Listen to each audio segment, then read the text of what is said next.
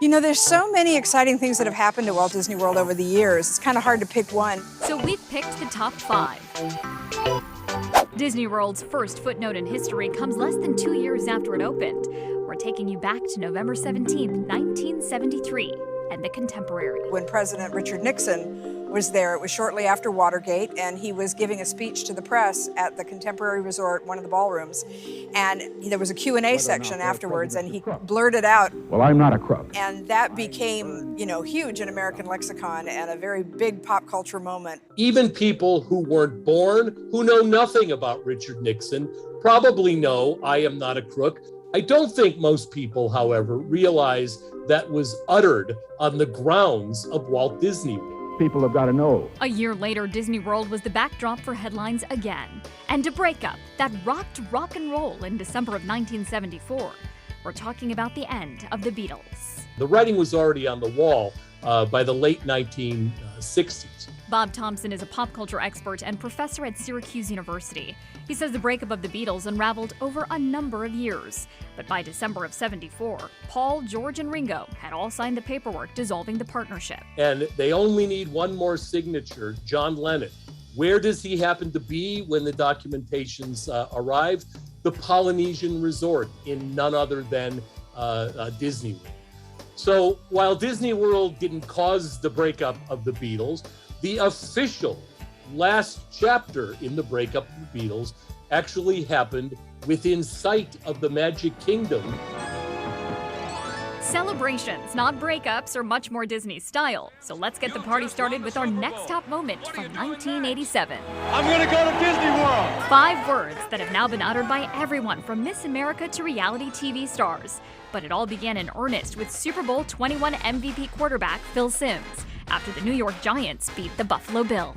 The story goes he was paid, some reports say 50 grand, others say 75,000. When I heard him say that, I thought that was so cool. Disney World, it means a lot to not only me, but your kids and the whole world. That very next year, ahead of Super Bowl 22 in 1988, Doug Williams, quarterback for Washington, D.C.'s team, was approached. The night before, one of the ladies who worked for Disney at the time came to me and said, "Hey, if you win, we want you to say this." After the game, I'm walking off the game, people was around me, and I had my helmet up in the air. The only thing I was worried about was the fact that we was the world champion.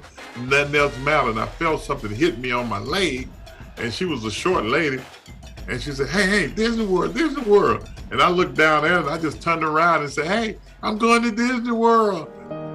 In 2020, Disney stepped back into the sports arena. The NBA is suspending the rest of the season, helping to give the NBA a bubble to play their season amid the COVID pandemic. Had we known what we were asked to do at the time, I am not so sure we would have said we could do it, because there was so much unknown. We didn't even know at that time, or no one did, how the virus was even transmitted.